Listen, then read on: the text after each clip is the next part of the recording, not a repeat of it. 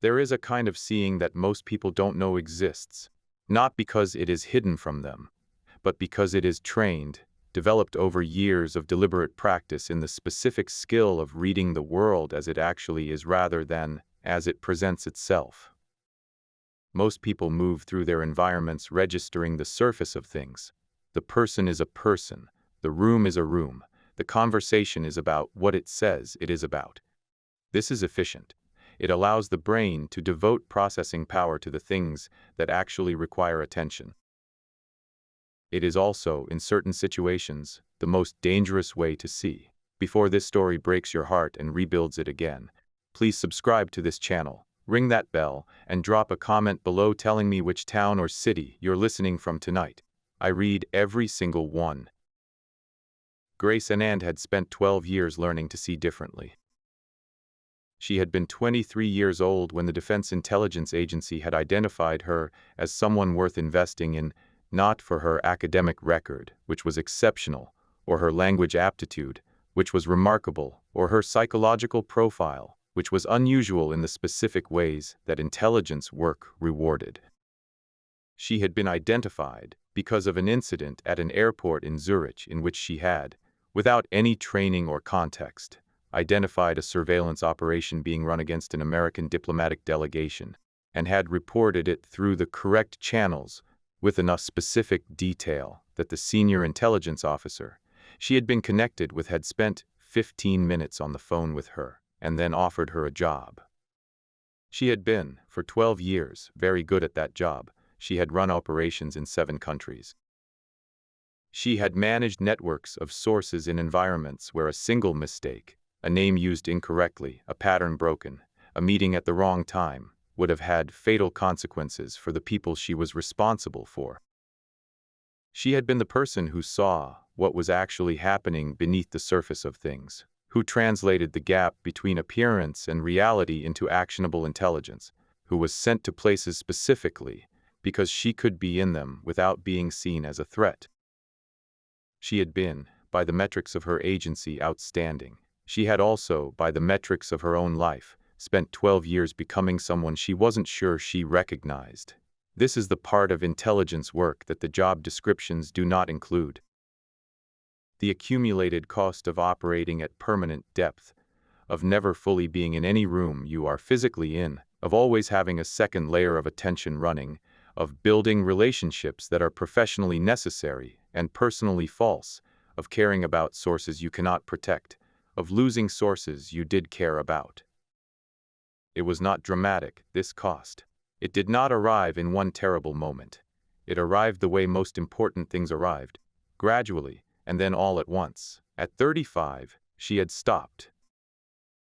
She had used the medical training she had acquired for deep cover operations, the cross-training that had made her useful in medical environments, and she had gone back to school for the formal qualification. She had been a nurse for 3 years. She worked the emergency department at Haverford Regional Medical Center in Crestville, Pennsylvania, which she had chosen for the same reasons she had always chosen her positions. It was the right fit for what she needed to do, and it was far enough from everywhere she had been that the people who might look for her would need to look carefully. Nobody was looking for her. She was not a security risk. She had left cleanly, with the full knowledge of her superiors, on terms that were not warm, but were professional and permanent. She was simply gone, which in the intelligence world was the most complete form of departure available. She worked the ED 3 days a week on 12-hour shifts. She was, by the assessment of every physician and colleague she had worked alongside, the best trauma triage nurse in the department. This was not a controversial assessment. She moved through the chaos of the emergency department with the stillness of someone for whom this level of sensory complexity was not overwhelming but clarifying. The noise narrowed her focus rather than disrupting it. She arrived at Haverford Regional on a Wednesday at 3 p.m. She clocked in. She changed. She braided her hair. She reviewed the current patient load with the outgoing charge nurse. She asked 3 questions that the charge nurse answered. She picked up the department tablet and walked into the trauma bay. She noted, as she walked through the waiting room, 4 people seated in non-adjacent positions who had arrived within the previous hour, and who had not spoken to each other, and who were not displaying the usual indicators of people in a waiting room. The phone checking, the occasional scanning of the room, the posture of people who are bored and tired and wondering how much longer. They were very still. Their eyes moved correctly for people waiting. They were watching the desk, the door, the other patients, but the stillness underneath was wrong. The stillness of people who were not waiting to be called. The stillness of people waiting for something they would not be called for. She filed this. She went to the trauma bay. She began her shift. 3:22 p.m. The Haverford Regional ED on a Wednesday afternoon was running at 80% capacity, which was its standard operating condition.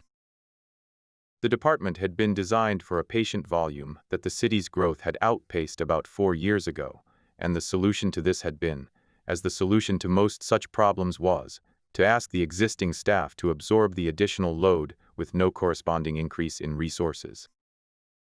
They had absorbed it. This was what emergency department staff did. They absorbed, and they adapted, and they found the additional millimeters of capacity within themselves and within their systems, and they ran at a level that would not be sustainable in any other industry, and that they sustained because the alternative was patients who needed care not receiving it. Grace had understood this about the ED from her first shift. She had also understood that the skills she had developed over 12 years were not wasted here. They were differently applied. Reading a room for threats looked similar to reading a room for a patient in distress who hadn't been triaged yet. Building a picture from incomplete and sometimes contradictory data was what both intelligence analysis and emergency medicine required. Managing multiple simultaneous high-stakes situations with limited resources was the daily reality of both fields. She had been good at the old work. She was equally good at this. She assessed and treated a 32-year-old with a suspected fracture, which turned out to be confirmed. She managed the intake of a pediatric patient whose parents were significantly more frightened than the clinical picture warranted and who needed, in addition to treatment, a clear account of why the clinical picture was better than they feared. She identified, in the course of a routine vitals check, an arrhythmia in a patient who had come in for something entirely unrelated and who was, when she flagged it, surprised to learn that his heart had opinions. She did all of this while maintaining, in the background of her attention, a running update on the 4 people in the waiting room. At 4:07 p.m., a 5th person entered the waiting area and sat without going to the desk. He was carrying a bag that sat between his feet, and that he had not loosened his grip on since he sat down. At 4:13 p.m., a delivery van entered the ambulance bay. The driver produced documentation for the desk that Grace could not read from her position, but that the desk accepted without calling for verification.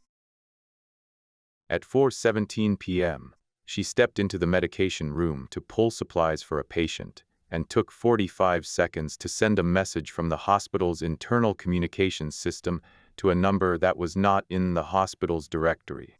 The message was 7 words long. She deleted it from the sent folder. At 4:22 p.m., the PA system activated. She was still in the medication room. This was not an accident. Understanding what the cell wanted requires understanding something about modern extremist operations that most people, including most of the law enforcement officers, who would arrive at Haverford Regional 3 hours later, would not immediately grasp. The hospital was not the target. This was the thing Grace had understood in the 45 seconds she spent in the medication room before the PA activated, the thing she had assembled from the specific combination of what she had observed in the waiting room, and what she knew about the building, and what her 12 years of reading the architecture of operations had told her about how this one was structured. A cell that wanted maximum hostage leverage did not need a hospital. A hospital was complicated, too many vulnerable patients, too many medical systems that couldn't be interfered with without creating deaths, that worked against the leverage calculation, too many specific logistical problems.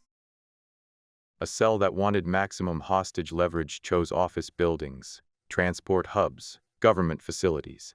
A cell that chose a hospital specifically had a reason that was about the hospital's capabilities, not its population.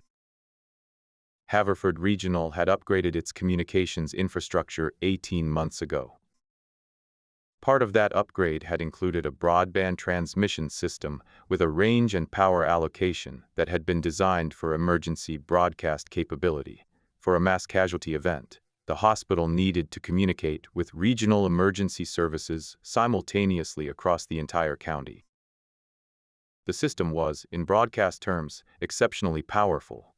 It was also, with the right access codes, accessible from the administrative terminal in the ED's north section. The man who had positioned himself nearest to that terminal in the 40 minutes before the PA activated was not the leader of the cell's combat element.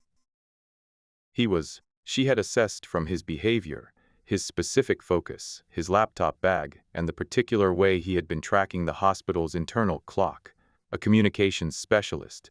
The cell was going to use the hospital's broadcast infrastructure to transmit a signal. Not an ideological statement, a signal. The specific, encoded kind. She had spent 2 years of her intelligence career studying how extremist cells used civilian infrastructure for command and control. She had written the DIA's internal assessment on precisely this threat category. She had, in the medication room, opened the locked cabinet that held the controlled medications and removed, from the back of the cabinet behind the medications, a small device that had been there for 3 years. And that was the one thing she had not been able to make herself leave behind. She held it in her hand for 1 moment. Then she put it in her jacket pocket. She had work to do. 4:25 p.m. The PA statement had been 37 seconds long. It was, by the standards of such statements, efficient. It established control, named the group, stated the demand outline, and specified consequences. No ideology, no manifesto, no prolonged justification. This was consistent with a cell whose goal was operational, not performative. They were not here to make a statement. They were here to send one. Grace, in the medication room, listened to the statement with the full attention of someone extracting every piece of information it contained.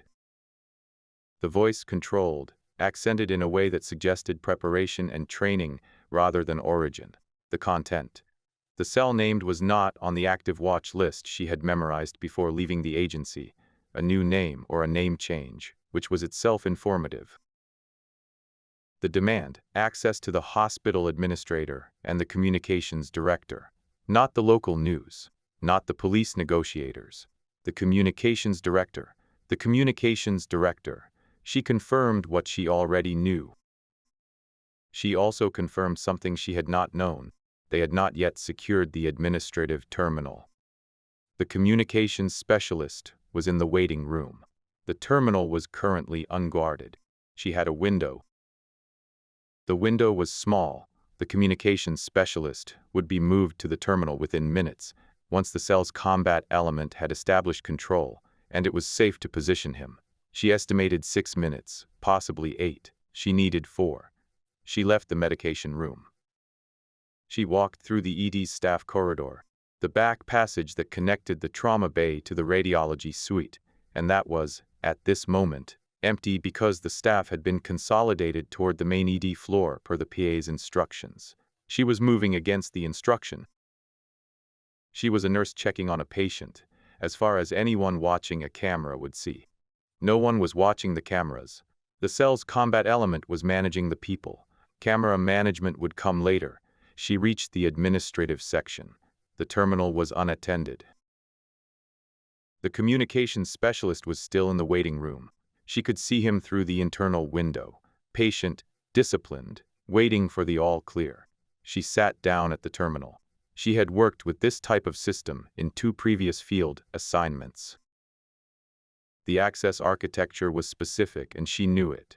Her hands moved across the keyboard with the speed of someone who had memorized the steps rather than having to think through them, which reduced the time by approximately 30%. She did not transmit anything from the terminal. She would not know the target signal's parameters without access to the cell's communications, and she did not have that. What she did was considerably more useful. She rewrote the access permissions for the broadcast system. She locked the communications function behind a new credential that she created in under 2 minutes, using an authentication pathway that would not be immediately visible to someone unfamiliar with this specific system architecture. The cell's communications specialist would reach this terminal and find the broadcast function inaccessible. He would spend time attempting to restore access. He might eventually succeed if he was good enough. She would not give him long enough to find out. She also, in the last 45 seconds of her 4-minute window, accessed the hospital's external alert system and triggered a silent notification to the county emergency management office. Not an alarm. The cell would hear an alarm. A silent flag, the kind that went to the duty officer's screen as a status anomaly, which would require a trained eye to interpret as what it was. The county emergency management duty officer that evening was a man named Prescott who had been in the role for 8 years, and who had, in those 8 years, seen exactly one status anomaly from Haverford Regional, which had been caused by a software update. He was going to see another one in approximately 4 minutes. Grace stood up. She straightened her scrubs. She walked back to the staff corridor.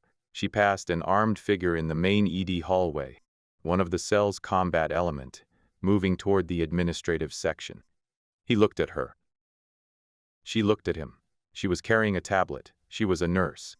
He was processing too many inputs in too short a time to interrogate an anomaly that was, on its surface, not anomalous. He moved past her. She continued to the trauma bay. She had bought herself time. Now she needed to use it. The emergency department had, at the moment of lockdown, 31 patients and 14 staff. The cell had consolidated most of the staff against the north wall of the main trauma bay, where 3 armed figures maintained oversight. The patients who could not be moved remained in their trauma bays, attended by 2 nurses who had been permitted to continue this work under supervision. Grace was one of the 2 nurses. She had arranged this by the simple method of being in a trauma bay with a critical patient when the consolidation order came, which made her removal from that bay clinically complicated in a way that the combat element was not prepared to manage. She had then been of sufficient obvious utility, managing a patient whose monitors were alarming in ways that required immediate intervention. That removal had been deferred indefinitely. This was not accident. The patient's monitors had alarmed because she had made a specific adjustment to his telemetry settings that created the alarm pattern she needed. The adjustment was not harmful to him. It was clinically a deviation from protocol. It was operationally the correct move. She worked the trauma bay with the complete professionalism of someone for whom the presence of armed men in her environment was not the primary concern. The patient was the primary concern, and the monitors and the IV rates and the specific medical management that this patient needed. The combat element, watching her, saw a nurse doing her job.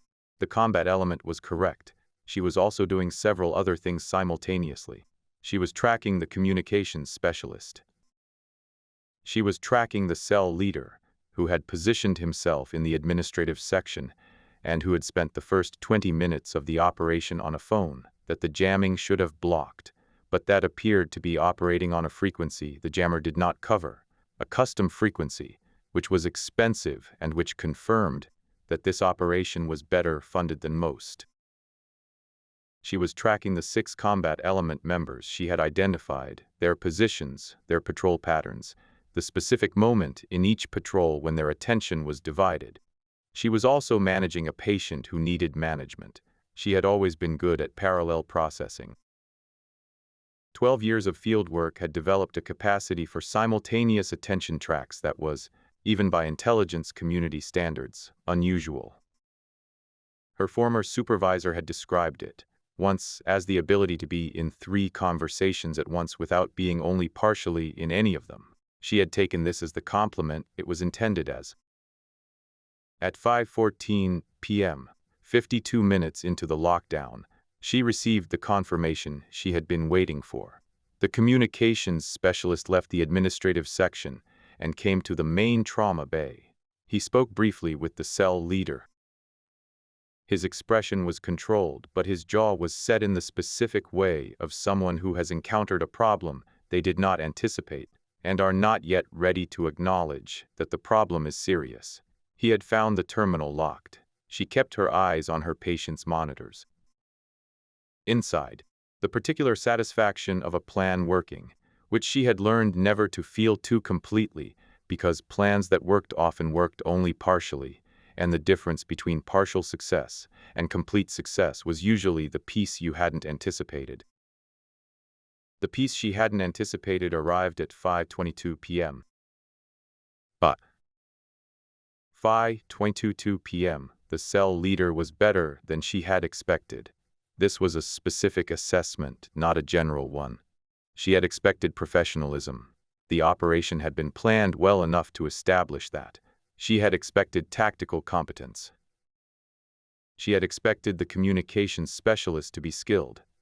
She had not expected the cell leader to begin a systematic search of the staff, looking for whoever had reached the terminal.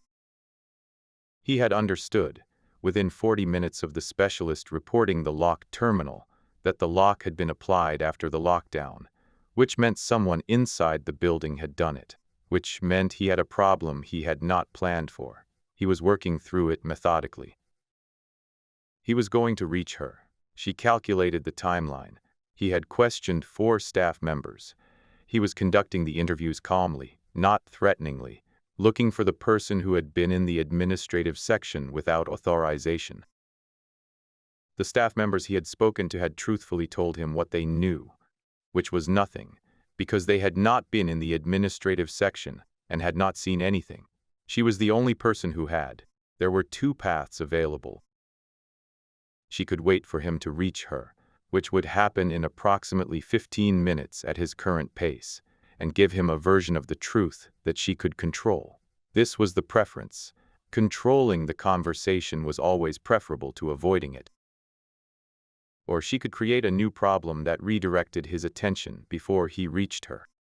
She chose both, which was the option she had been working toward. She flagged the second nurse in the trauma bay with a look, the specific look that said, "I need a moment with this patient privately." The second nurse, reading it as the clinical communication it appeared to be, stepped outside the trauma bay. Grace was alone with her patient. Her patient, a 58-year-old named Arthur, who had been admitted for chest pain, that the initial workup had not definitively resolved, who was stable, who had been following the events of the evening with the wide-eyed absorption of someone who had expected a quiet evening of medical tests, looked at her. "Are you going to tell me what's actually going on?" he said. He had the directness of a man who had been waiting for someone to be honest with him. "Yes," she said, "because I need your help with something." He blinked. "My help, your wristband," she said. "I need to borrow it for approximately 40 minutes. He looked at his hospital patient monitoring band. "This," he said. "Yes. And I need you to not remove the one I'm going to attach to you in its place, which will look identical and will maintain your monitoring signal on the nursing station board." He stared at her. "What are you going to do with mine?" he said. "I'm going to put it on someone else," she said, "which will make that person's location trackable on the hospital's internal monitoring system, which will allow me to know exactly where they are at all times without appearing to watch them." A pause. "Are you actually a nurse?" he said. "Yes," she said. "I am completely a nurse. I am also some other things." He was quiet for a moment. "What do I need to do?" he said. The mechanics of placing a patient monitoring band on an unwilling subject without their knowledge required, primarily, a moment of distraction and a surface contact of less than 3 seconds. Grace had engineered considerably more complex operations with considerably fewer resources. The communications specialist had been assigned to work through the terminal's credential system with whatever tools he had available. He had positioned himself at a secondary workstation in the administrative corridor, laptop open. working with the focused intensity of someone who was aware that his operational timeline was slipping. She approached with the medication tray. This was the oldest and most effective cover in a hospital. A nurse with a medication tray was background. She was infrastructure. She was the person who was supposed to be in every corridor with a tray or a chart or a tablet, unremarkable by definition. She approached the workstation. She set the tray down on the counter beside him, placing it at the angle she needed, which created the physical proximity she needed. "Sorry," she said. "I need to get to the supply cabinet just behind you." He moved slightly to accommodate her. Standard social physics. Someone asks to pass, you adjust without thinking. The adjustment brought his wrist within range of her left hand. 3 seconds. He did not notice. She had been doing this kind of thing for 12 years. The technique was called brush-pass contact, and it was, in the intelligence community, considered a basic-level tradecraft skill. She had applied it in far more challenging environments than a hospital corridor. She retrieved a non-existent item from the supply cabinet. She picked up her tray. She walked away. On his wrist, barely visible against his sleeve, Arthur's monitoring band. On the hospital's internal patient tracking system, which she could access from any nursing station terminal. A patient signal now coinciding with the communications specialist's position, which she could monitor without looking at him. She knew where he was. She would know where he was for the next 40 minutes, which was how long the band's adhesive reliably held. She went back to the trauma bay. Arthur looked at her when she returned. "Well?" he said. "Done," she said. She replaced his monitoring lead and verified his numbers. "How are you feeling?" "Like I'm in a hospital being held hostage by extremists," he said. "Clinically," she said. "Chest pressure is about a 4, he said. "That's acceptable. Tell me if it goes above 6. She adjusted his pillow. "You did well." "What happens now?" "I go back to work," she said. He looked at her for a moment. "I want you to know," he said, "that I believe you are completely a nurse." "Thank you," she said, and meant it. He found her at 5:41 p.m. She had known he would reach her at approximately this time. She had calculated his interview pace and his approach route and the specific moment at which, having questioned every other staff member, she would become the logical next conversation. She had used the intervening time to position herself in the trauma bay's secondary alcove, which had the specific sightline she needed. She could see the monitoring system terminal from where she stood, which meant she could see the communications specialist's position on the patient tracking display. He was 2 alcoves away. She was watching him move without looking at him, which was the intelligence operative's equivalent of peripheral vision, the ability to track someone's position through secondary data rather than direct observation. The cell leader appeared at the alcove entrance. He was younger than his voice on the PA had suggested, mid-30s, with the particular quality of someone who had been operationally active for long enough that the youth had hardened into something else. His eyes did the thing that trained eyes always did when they entered a new space, swept the room, cataloged the contents, found the exits. She watched him do it and did not let him see that she was watching. "You've been moving around the department," he said. Not an accusation, an observation. "I have 12 patients," she said. "Moving around is the job. Several of my people saw you in the administrative section about an hour ago. I went to pull a chart from the system," she said. "The main terminal in the trauma bay was occupied. I used the one in administration." "For how long?" 4 or 5 minutes, she said. This was accurate. She did not lie about verifiable details. "What chart?" She named Arthur's chart, the chart she had actually been updating in the 2 minutes before she accessed the broadcast system. If he checked the system logs, and he might, the chart access was there, time-stamped preceding the credential change by 2 minutes. He was quiet for a moment. "You're very calm," he said. "I work trauma," she said. "Calm is a professional requirement." He looked at her. She looked at him. She was running the conversation on 2 levels simultaneously. The surface level, which was a nurse being questioned by an armed man, and the operational level, which was a trained intelligence officer reading every piece of information this man was providing and using it to update her picture of what was happening and what she needed to do next. He was good. She had assessed this earlier, and she confirmed it now. His questions were precise. His logic was sound. His read of the room was accurate. He was not, however, as good as she was. "We need our communications specialist to be able to use that terminal," he said. "The administrative terminal," she said. "I don't have access to the communications functions. That's a director-level credential. The system shows a credential change at 4:31 p.m. I changed my own charting password," she said. "I do it every 30 days. I did it yesterday, actually, so the system might be showing an overlap." She paused.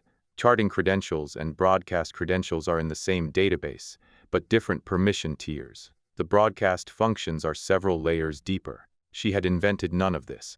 This was accurate. She had relied on it being accurate when she designed the credential lock, that the surface log would show her activity without distinguishing between the charting tier she had legitimately accessed and the broadcast tier she had covertly locked. He could not verify this without technical expertise he did not have on hand.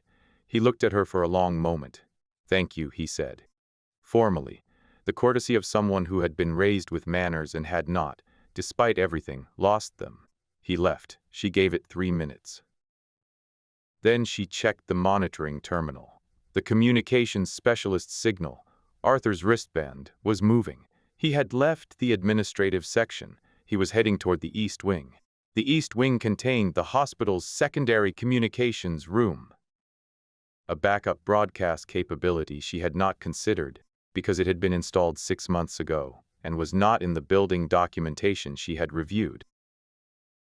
She knew about it only because she had been given a facilities update in a staff email 4 months ago and had read every attachment, including the network infrastructure diagram, because she always read every attachment. She moved. The East Wing at 5:58 p.m. was the quietest part of the lockdown building. The cell's combat element was concentrated on the main ED floor and the administrative section. The East Wing, imaging suites, the secondary pharmacy, the facilities corridor, had not been prioritized because there was nothing in it that appeared to matter. Which made it, she thought as she moved through it, very good thinking on the cell's part to have identified the secondary communications room there. They had done their homework. She had done hers first. The secondary room was a converted storage space. She could see this in the door frame. The wrong size for a purpose-built room, the installation clearly recent. The door was closed.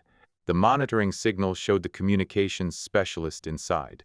She stopped in the corridor outside. She ran the situation. He was inside. She needed to reach the equipment inside. Entering required managing him, which she could do but which would create noise, not necessarily sound, but the kind of operational noise that had consequences. The cell leader was 40 meters away in the administrative section. Any interruption in the specialist's work would be noticed within minutes. She needed to be inside that room without the cell leader knowing she was inside that room for long enough to do what she needed to do. She needed approximately 6 minutes. She looked at the monitoring terminal on her tablet. The specialist's signal, stationary inside the room. She knocked on the door, not the knock of an intruder or a threat. The knock of a nurse, 2 brisk, professional knocks. The knock of someone who belongs in this building and is checking on a room. A pause. The door opened. He looked at her. She looked at him. "The cell leader asked me to check on the progress in here," she said. He wanted a 10-minute update. A pause. The specialist's eyes moved over her, assessing, the way anyone in an operational situation assessed anyone who appeared at their door. She was a nurse.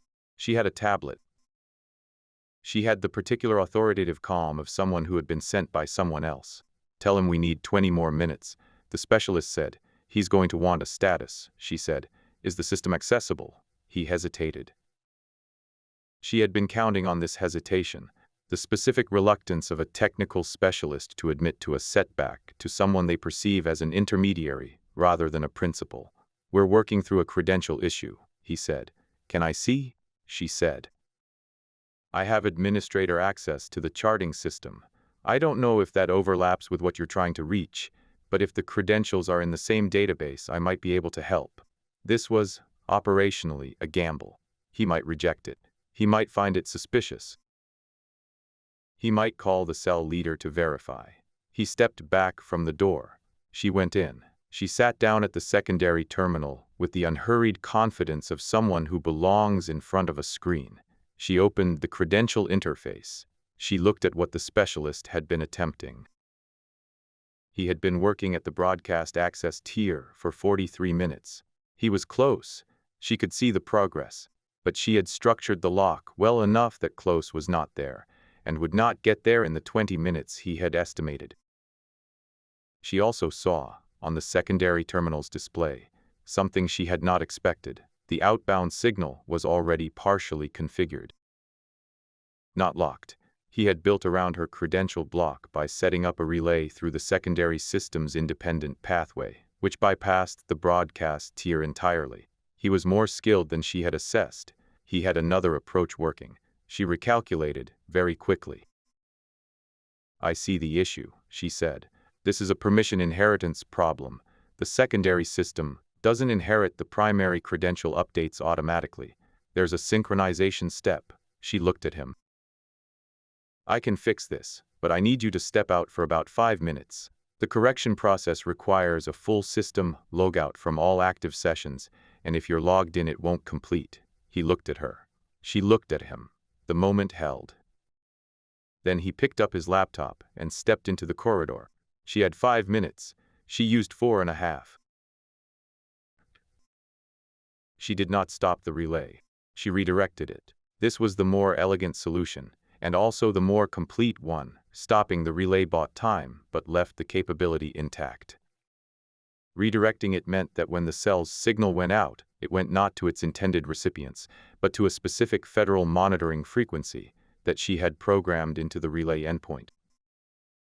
The signal would arrive exactly as the cell had designed it, with all the authentication markers, all the encryption that would make it look real to whoever was waiting for it.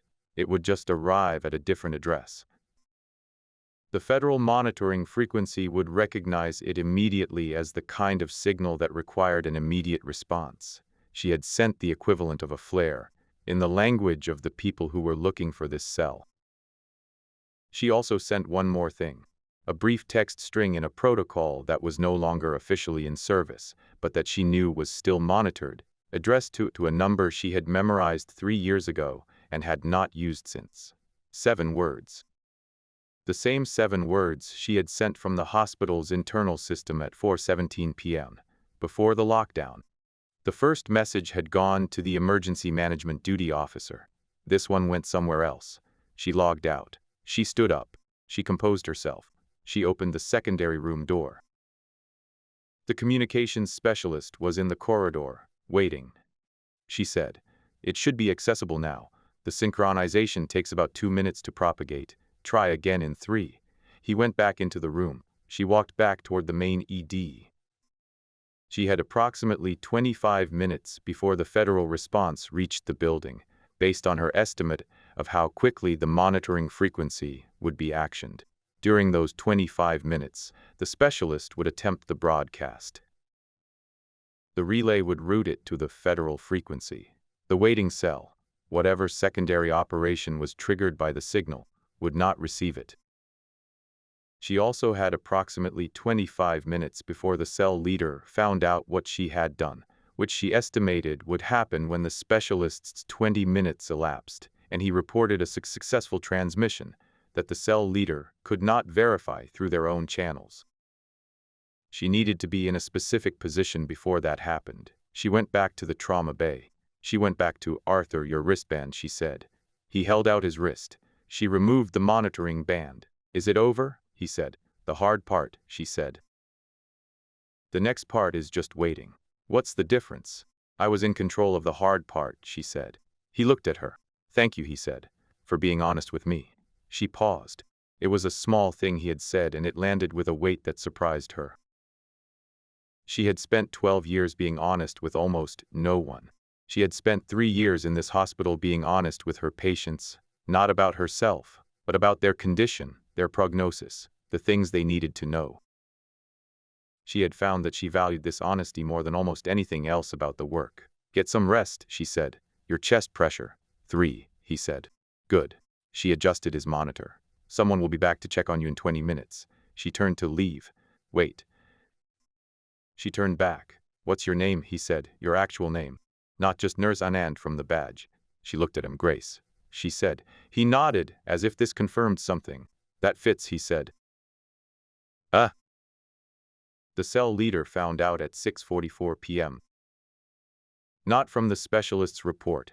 The specialist was still working, still believing he had successfully transmitted, still waiting for the confirmation signal from the receiving cell that would never come, because the receiving cell was, by that time, in the process of being detained by federal agents in 3 separate cities, who had received the redirected signal and understood immediately what it meant. He found out because a message came through on his custom frequency phone. She did not know what the message said. She read his face when he read it. She had positioned herself with the sightline for this. She was at the trauma bay's monitoring terminal, updating a chart, with the administrative section visible through the interior window. His face changed in a way that was almost imperceptible if you were not specifically watching for it, a slight contraction around the eyes. A stillness that was different from the operational stillness she had been observing all evening. The stillness of someone receiving news that reframes everything they know about the past several hours. He looked up from his phone. His eyes went to the main ED floor. He was searching for something. She thought she understood what. He was looking for the person who had done this. She was looking at him. She had debated whether to make this moment happen, whether to allow him to see her, to understand, or to remain invisible until the federal response arrived. Remaining invisible was operationally cleaner. What she chose instead was different. She stood up from the terminal. She walked to the window of the trauma bay. She was in his sightline. He saw her. She watched him understand. It was not a dramatic moment. There was no confrontation, no exchange of words. They were separated by glass and 30 feet of ED floor, and neither of them was going to cross that distance. The combat element was still in the room. The federal response was minutes away. What happened was, he looked at her, and she let him look, and in that looking he assembled the complete picture of what had happened in his operation, and why, and she let him see that she knew he had assembled it. It was the intelligence officer's version of a confrontation. Not physical. Informational. A meeting of 2 people who understood the game well enough to know, without saying it, who had won. He made a decision. He spoke quietly to the combat element member nearest him. She could see from the element member's posture that the instruction was, "Stand down. Prepare to exit." She had not expected this. She had expected a last attempt, a final push, the desperation of an operation that had failed. Instead, he made the professional's choice. The operation had failed. Continuing cost lives and achieved nothing. He was cutting the loss. She respected this in the specific way she respected competence regardless of whose it was. At 6:52 p.m., the federal teams made entry. At 6:52 p.m. and 30 seconds, the cell leader had his hands in the air. At 6:53 p.m., the emergency department of Haverford Regional Medical Center began, slowly, to exhale. The federal debrief lasted 4 hours. She had expected this, and had prepared for it in the same way she prepared for all extended interrogations. She decided, in advance, exactly what she was going to say, and exactly what she was not, and she held those decisions through the 4 hours with the composure of someone who had been on the other side of many such interviews and understood their structure. She said, she had identified the cell's intent from the communications specialist's behavior and the cell leader's positioning near the administrative terminal. She said, she had taken steps to secure the broadcast system and to route the outgoing signal. She said, She had acted with the information available to her and the resources available to her within the building as the situation developed. She did not say the number she had called. She did not say the protocol she had used. She did not say what was in the thin case from her jacket pocket, which had been in her jacket pocket for 3 years and which contained, when opened, a credential card and a contact frequency that had technically expired 3 years ago, and that she had found, on Wednesday evening, to be still active. The lead federal agent, a careful woman named Solis, who had been running the external response and who had the specific quality of attention that Grace recognized as genuine intelligence training, looked at her across the debriefing table for a long moment at the end of the 4th hour. "Ms. Anand," she said, "I want to ask you something and I would appreciate honesty." "Of course," Grace said. "Your technical knowledge of the hospital's communications infrastructure, your familiarity with the credential system, the relay redirect." A pause. "These are not standard nursing competencies." "No," Grace agreed. "Were you assisted from outside?" Grace looked at her. "I acted with the resources available to me," she said. "All of them were inside the building." Agent Solis held her gaze for a moment longer. Then she closed her notebook. "Thank you for your cooperation," she said, "and for what you did in there. 4 cities, Ms. Anand. The secondary operations in those cities did not happen tonight because of what you did in this building. That's not a small thing." Grace nodded. "It's the job," she said. Solis looked at her. "The nursing job?" "One of them," Grace said.